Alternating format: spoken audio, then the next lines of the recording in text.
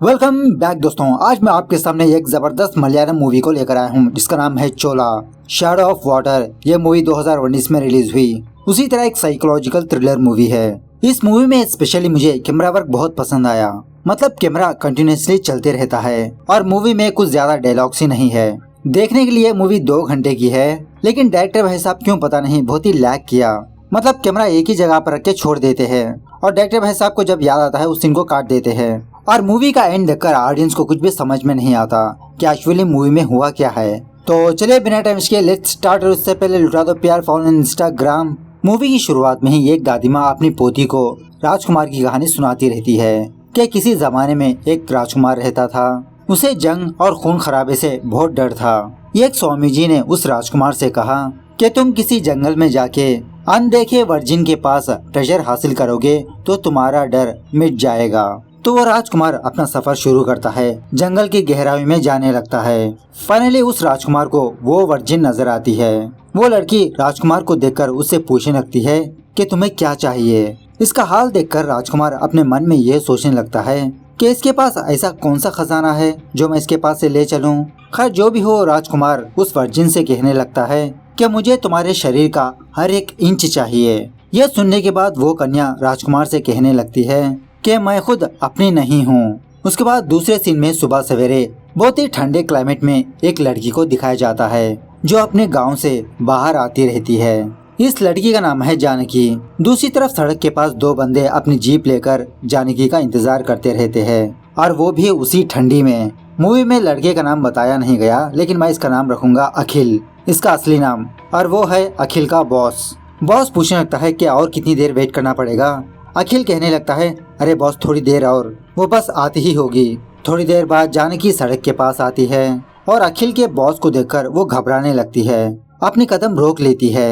अखिल जानकी से कहने लगता है डरो मत, ये मेरे बॉस है, इन्हीं की जीप में हमको जाना है, ये हमारी हेल्प करने आए हैं। खैर जानकी उस जीप में बैठ जाती है। वहाँ से ये तीनों शहर जाने लगते हैं और जब ये तीनों जानकी के गाँव से बाहर आ जाते हैं अखिल बहुत खुश होने लगता है वहाँ के क्लाइमेट को देखकर, इन्वायरमेंट को देखकर। और उसी तरह अखिल जानकी के ओढ़नी लेकर उसको डराने लगता है कि मैं तुम्हारे ओढ़नी को नीचे फेंक दूंगा।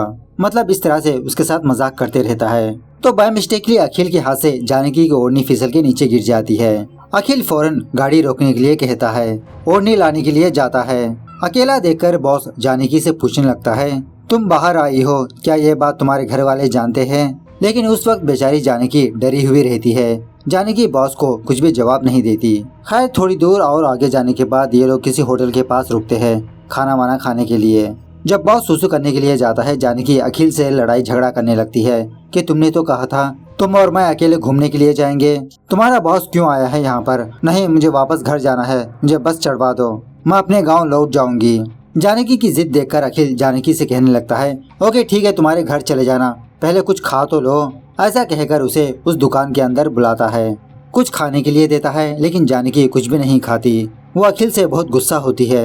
उसके बाद जानकी बाथरूम जाती है और वो बाथरूम होटल के कुछ ही दूरी पर होता है। ये तो बस एक नाम के लिए बाथरूम है, बस एक हवा का झोंका आया, इस बाथरूम के नामो निशान तक नहीं होते। और उसी बाथरूम के दरवाजे पर कुछ लड़कों ने लड़की की नेकेड डायग्राम्स ड्रॉ करके रखा होता है। खैर जो भी हो, बेचारी जानकी किसी भी तरह करके अपना काम खत्म कर लेती है। वो तीनों अपनी जर्नी को कंटिन्यू करने लगते हैं। जर्नी के दौरान अखिल जानकी को हंसाने की कोशिश करने लगता है, उसे समझाने लगता है कि डरने की कोई बात नहीं, हम शाम तक घर वापस आ जाएंगे। देखते ही देखते जानकी भी नॉर्मल हो जाती है, वो भी थोड़ा हंसने लगती है। थोड़ी देर बाद ये तीनों शहर में पहुँच जाते हैं और जानकी पहली बार अपने गांव छोड़ के शहर आई है। यहाँ की बड़ी बड़ी इमारतें देखकर इसकी आंखें खुली की खुली रह जाती है। वहाँ के लोगों को देखकर इसका मन बहलने लगता है। उसके बाद ये तीनों एक बड़े से शॉपिंग मॉल में जाते हैं। वहाँ जाने के बाद जानकी कुछ लड़कियों को देखती है जो बहुत ही मॉडर्न कपड़े पहनकर डांस कर रही होती है। थोड़ी देर जानकी और अखिल ये दोनों उस डांस को देखते रहते हैं। उसके बाद अखिल जानकी को एक कपड़ों की दुकान में ले जाता है। जानकी के लिए एक बहुत ही अच्छे कपड़े सिलेक्ट करता है। जानकी ट्रायल रूम में जाकर इन कपड़ों को पहन भी लेती है। वहाँ से बाहर निकलने के बाद ये दोनों अकेले सारे शहर को घूमने लगते हैं, खाते हैं, पीते हैं, बहुत सारी जगहों पर जाते हैं। उसी तरह ये दोनों एंजॉय करने के लिए बीच पर भी आते हैं। अब अकेले 2 प्रेमियों को किसी जगह पर छोड़ दे वो किस तरह से एंजॉय करते हैं हम सब जानते ही है। उसी बीच के पास एक बंदा इन दोनों को बहुत देर तक घूरते रहता है। जब ये दोनों वहाँ से जा रहे होते हैं वो बंदा इन दोनों को फॉलो करने लगता है। अखिल फौरन बॉस को कॉल करता है। खैर थोड़ी दूर फॉलो करने के बाद वो बंदा वहीं पर रुक जाता है। उसके बाद जानकी और अखिल ये दोनों मेन रोड के पास आते हैं। अखिल अपनी बॉस को कॉल करके बुलाता है। जानकी अखिल से कहने लगती है प्लीज हम दोनों बस से चले जाएंगे, वो आदमी मुझे बिल्कुल भी पसंद नहीं आया। अखिल कहने लगता है अरे जानू अगर हम बस से जाएंगे तो जल्दी गाँव नहीं पहुँचेंगे, वैसे भी ये मेरा बॉस है, कार में हम शॉर्टकट में जल्दी पहुंच सकते हैं। लेकिन इसके बावजूद भी जानकी अखिल को मना करती रहती है। अखिल जानकी की बात ना मानते हुए अपनी बॉस को बुलाता है। वो तीनों लोग जानकी के गांव जाने लगते हैं। रास्ते के दौरान जानकी अखिल से कहने लगती है कि गाड़ी को किसी जगह पर रोक दो, मुझे कपड़े चेंज करना है, अगर मैं इन्हीं कपड़ों में घर जाऊंगी तो मेरी माँ डांटेगी। इसी रास्ते के दौरान अखिल का गाँव वाला अखिल को कॉल करके ये बताने लगता है जानकी और अखिल के घर में पता चल चुका है कि जानकी और अखिल ये दोनों गांव से बाहर गए हैं। ये खबर सुनने के बाद अखिल बहुत घबरा जाता है। वो बॉस को साइड में बुलाकर यही बात बताने लगता है। बॉस कहने लगता है कि तुम फिक्र मत करो, फिलहाल तुम दोनों गांव जाना सेफ नहीं है और तुम किसी का भी कॉल अटेंड मत करो। जब ये दोनों दोबारा कार के पास आते हैं जानकी अखिल से यही पूछने लगती है कि क्या हुआ, और तब तक जानकी अपने कपड़े चेंज कर चुकी होती है। अखिल जो कुछ हुआ वो जानकी को बताने लगता है। यह सुनने के बाद जानकी बहुत रोने लगती है। इसी तरह देखते ही देखते रात हो जाती है। बॉस इन दोनों को एक लॉज के पास लाता है इस लॉज में रात गुजारने के लिए। जब बॉस और अखिल ये दोनों रूम बुक करने के लिए अंदर जाते हैं तभी जानकी ये देखती है कि ये कमरे से मर्द और औरत बाहर आ रहे हैं। वो बंदा वहाँ से जाने के बाद एक और मर्द इस औरत के पास आता है और दोबारा उसी होटल के अंदर ले जाता है। ये देखकर बेचारी जानकी और घबरा जाती है। वो रोते हुए अखिल से जिद करने लगती है नहीं मुझे घर जाना है, मुझे बस चढ़वा दो, तुमने वादा किया था ना कि शाम तक तुम मुझे मेरे गांव लौटा दोगे।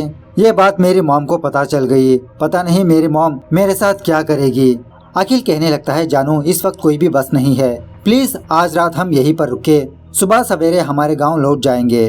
तो इस तरह से अखिल जानकी को किसी भी तरह करके समझाते हुए रूम में लाता है। रूम में आने के बाद बॉस टहलने के लिए बाहर जाता है। अकेले देखकर अखिल जानकी को पप्पी शप्पी करने की कोशिश करते रहता है। अब बेचारी जानकी पहले से ही डरी हुई रहती है। तभी वहाँ पर उस कमरे में बॉस आ जाता है।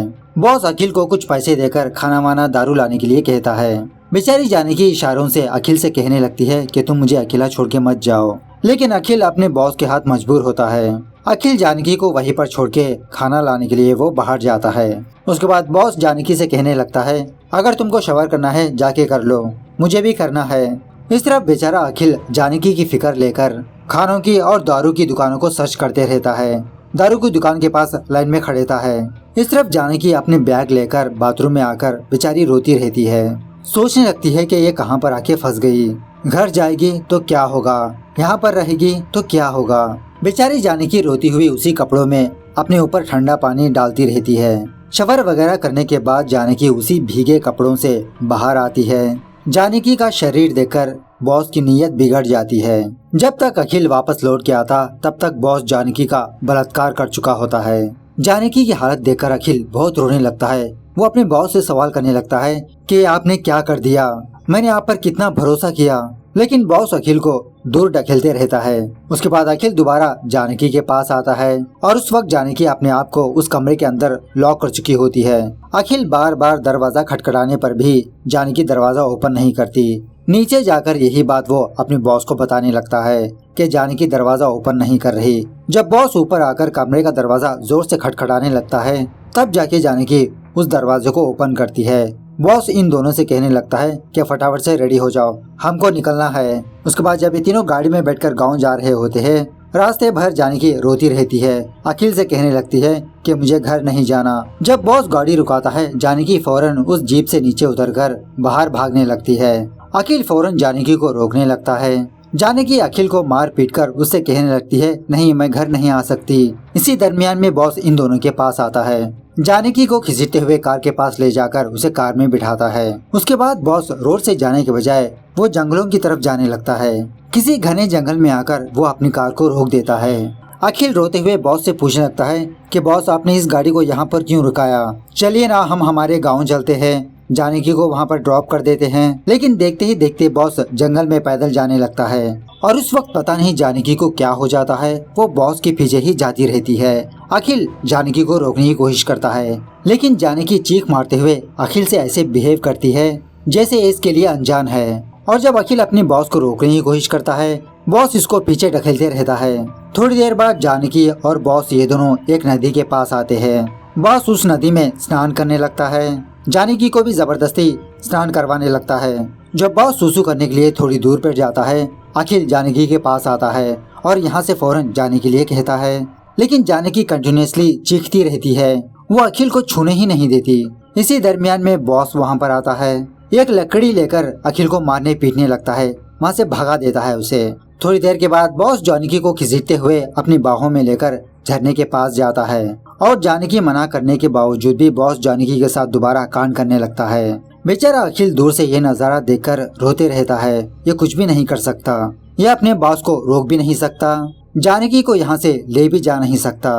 थोड़ी देर बाद अखिल कार के पास जाकर एक चाकू लगा के बॉस के ऊपर हमला करने लगता है। इस तरह से पानी में इन दोनों के बीच बहुत हाथापाई होती रहती है। उन दोनों की लड़ाई देखकर ये बेवड़ी चीखती चिल्लाती रहती है, पता नहीं क्या हो जाता है इस बेवड़ी को, जात का नमर। खैर इसी हाथापाई के दौरान अखिल फाइनली अपने बॉस को मार देता है उस चाकू से और वो दोनों उसी नदी में बह जाते हैं। देखते ही देखते रात हो जाती है। जानकी उसी नदी के किनारे बैठकर वहाँ के पत्थरों को एक के ऊपर एक जमाती रहती है। अब इसके पास स्मार्टफोन तो नहीं, इंस्टाग्राम चलाए और यह बेचारी घर भी जाना नहीं चाहती। बहुत काम करने के बाद बेचारी वहीं पर सो जाती है। सुबह होती है। सुबह होने के बाद जानकी दूर पर अखिल को देखती है, जो जानकी को ढूंढते रहता है। जानकी खुद चलते हुए अखिल के पास आती है। अखिल जानकी को देखकर कहने लगता है कि मैंने उस हरामी को मार दिया, चलो अब हम घर चलते हैं। और उस वक्त अखिल की आंखें इतनी मोटी हो चुकी होती है, शायद किसी मधुमक्खी ने काट लिया हो। खैर जानकी अखिल को इग्नोर करते हुए वो बॉस की लाश के पास आकर रोने लगती है, अपना सर कूट कूट के। उसके बाद जब अखिल अपने चेहरे को ठंडे पानी से धो रहा होता है, अब पता नहीं इस पगली को कौन सा भूत दिख जाता है। ये पगली अपने हाथ में बड़ा सा पत्थर लेकर अखिल के सर पर बार बार वार करके उसे मार ही देती है। उसके बाद ये खुद रोती हुई उस पानी में डुबकी लगाकर मर जाती है, या तो फिर पता नहीं इसके बाद क्या होता है। उसके बाद मूवी की स्टार्टिंग की कहानी दोबारा कंटिन्यू होती है। वो पोती अपनी दादी से पूछने लगती है कि उसके बाद क्या हुआ। दादी कहने लगती है, उसके बाद वो कुंवारी लड़की ने धरती से पूछा, मैं किसके संबंधित हूँ। ये सवाल सुनने के बाद धरती कांपने लगती है। इस तरह से ये मूवी यहाँ पर दी एंड होती है। अब चलिए मूवी के एंडिंग के बारे में बात करते हैं। मूवी की स्टार्टिंग में जिस कहानी को हमें सुनने को मिली है, राजकुमार की कहानी, उस कहानी में स्वामी जी राजकुमार से कहा था कि कन्या के पास जाकर तुम उसके पास के खजाने को ले आओ, तो वो खजाना और कुछ नहीं, उसकी वर्जिनिटी है।